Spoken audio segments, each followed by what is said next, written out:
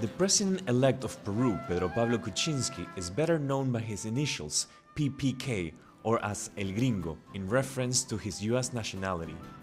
The son of European immigrants, he has spent a great deal of his life outside of Peru. He attended boarding school in England and received a bachelor's degree from Oxford and a master's degree from Princeton. He returned to Peru in 1967 to work at a National Reserve Bank.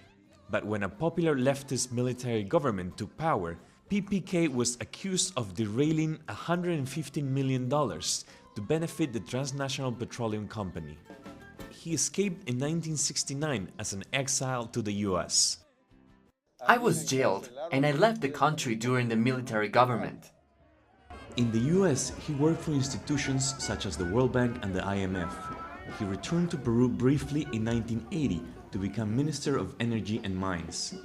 In this post, he led privatization of national companies. After his term as minister, he left Peru once more and worked as the director of various banks and large companies.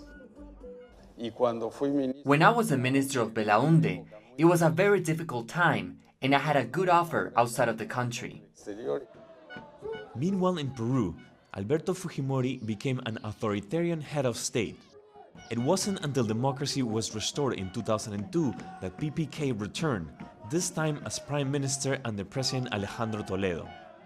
While in government, PPK handled the concessions of one of the most productive natural gas fields in the country to a US company, for which he previously worked as an advisor. Lot 56 was an issue of a concession where there were 4 companies involved. 3 of them desisted.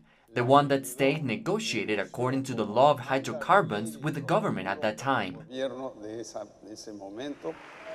PPK is also known for his pro-business publications. In 2003, he co-edited an influential book with John Williamson, the author of the Washington Consensus. Despite the failures of the market economy and privatization in Latin America, PPK has defended these policies in his writings. If you are poor fiscally, then you're going to have the private sector do it.